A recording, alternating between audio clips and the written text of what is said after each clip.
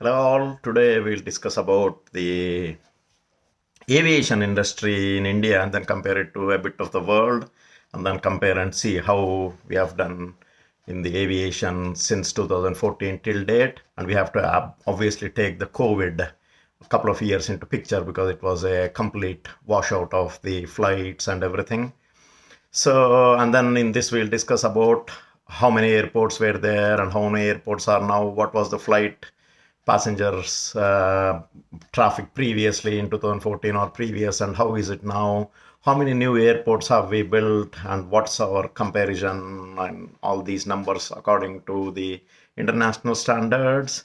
And also a couple of important things, as in there is a new scheme that the government of India has brought in to improve air connectivity, as in UDAN, and it is the UDAN, the full form of it is Ude Desh Ka Aam Nagrik. So that is a scheme they wanted to get the Aam Nagrik, the common man, to fly into small destinations airport. We'll come to that. And then finally, the big achievement, which was ongoing for about 20 years, which was initiated about 20 years ago to get rid of our white elephant as in Air India. The government wanted to come out of the airline business, which is not what the government should be doing. But finally, it got rid of it in January of 2021. That's a couple of years ago. So, sorry, January of 2022, a year ago. And let us see what all has happened since.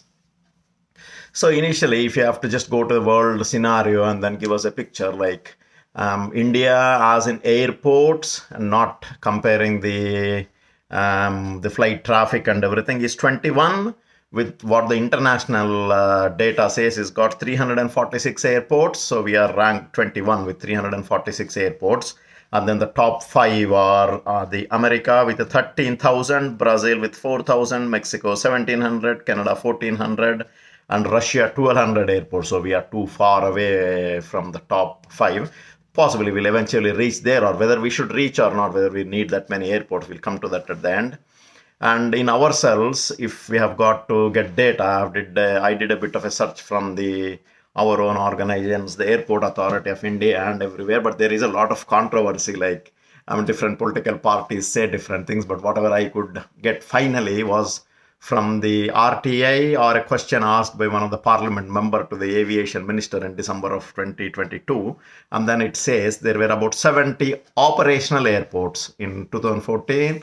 Now it has gone up to about 141, and government of India is developing another 70, 80 airports which are in the pipeline, and which they think will become the total airports operational proper will be 220 by 2027. And as on today, out of the 140 that are operational, there are 34 international, 81 domestic, and 23 are looked after by the defense. And we are adding another 18. They are all, the 80 are mostly the small airports which are coming under the UDON scheme, which are connecting the Tier B, Tier T city, Tier C cities actually.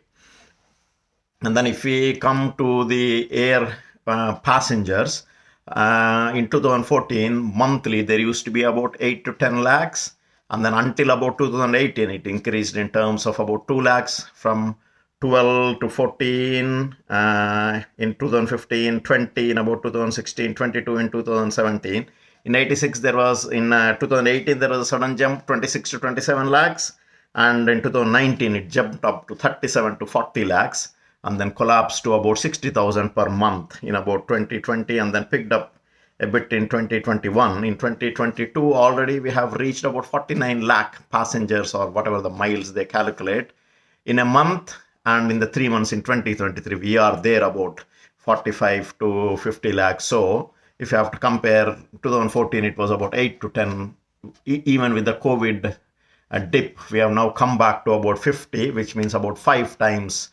People are flying a lot, 5 times more than what they were doing in 2014. I would not conclude anything. So I'm not sure if it is the fares, if it is a lot of availability, the airports have improved, or whatever, we don't know. But that is what the numbers say. So this is where we are. And let's do a bit of UDAN scheme to say something, and then come to the Air India, which has got a good, happy, long, unhappy history, which finally ended in a happy history by going back to their parent company, really. So the UDON scheme was launched again in 2016. So they wanted to connect the small towns with airports and the flight. So the scheme says in between 100 to 400 kilometers, if the flight carrier is given permission, then they have to limit the ticket to not more than 2,500, and the government will contribute something if certain number of seats are not filled and they think they are flying a loss making flight, and the state government had to provide the land, and then the government would build all the infrastructure, and then it was a state government responsibility to connect it to that nearest town. So there was about 50-60 of the new B-town airports that were developed. The UDAN scheme, to whatever I was reading up, took a bit of a big dip and beating because of the COVID. So it is slowly creeping back, and then the government is trying to help it to come back to whatever normal it is. And that's about the UDAN scheme. And then coming back to basically, I mean, the aviation industry, or as in an aviation ministry in the central government, mainly was concerned about Air India, how to control its loss, how to get rid of it, how to handle the complaint. The passenger complaints about their food would go directly to the Union Aviation Minister, and he would have to answer it because they were the Air India was part of the ministry.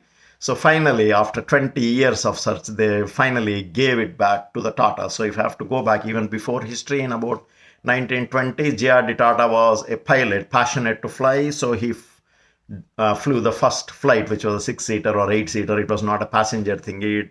He flew from Bombay to Karachi because the Imperial Mail used to come from London to Karachi, and from Karachi he used to fly it down to Bombay, or then now Mumbai, previous Bombay, and then after a few years, then they started to connect to Kerala, and then from Tata Mail it was called, and then they started to do some passenger trips, and by 1947 they were doing reasonably well, and by the time of independence it was not just Tata, there were about at least 3-4.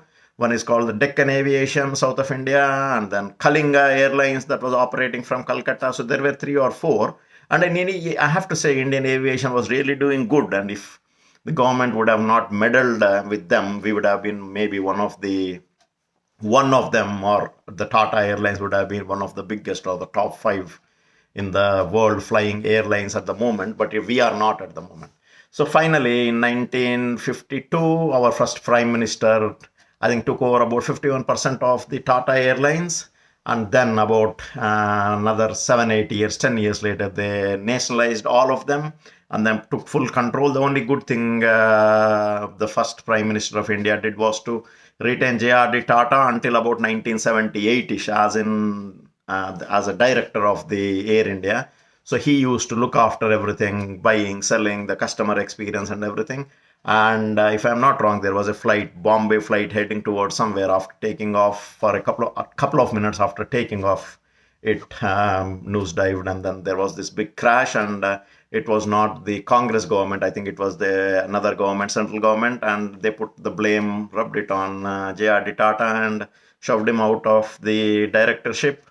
And then I think after Rajiv Gandhi came back in 83, in between 83-85, there for a couple of years, Ratan Tata was there, but he did not find it very interesting, so he quit.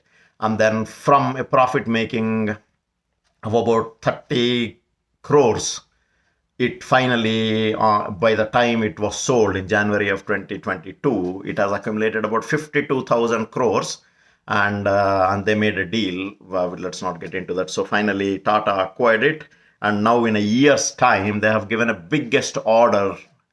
the world's biggest order for flights above aeroplanes for the Boeing and the Airbus, which the total number of flights they have ordered is about 470 pieces, or the big flight, the wide-bodied or whatever we call them, and then it amounts to about $80 billion, which is just the jaw-dropping for the British Prime Minister and the American President. Nobody has placed that big order.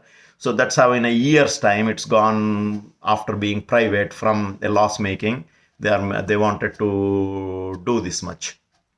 And so, I mean, we'll have to wait and see. Maybe have to give it a couple of more years for the COVID effects to wear off, to see where we are, and then maybe see how we are really doing.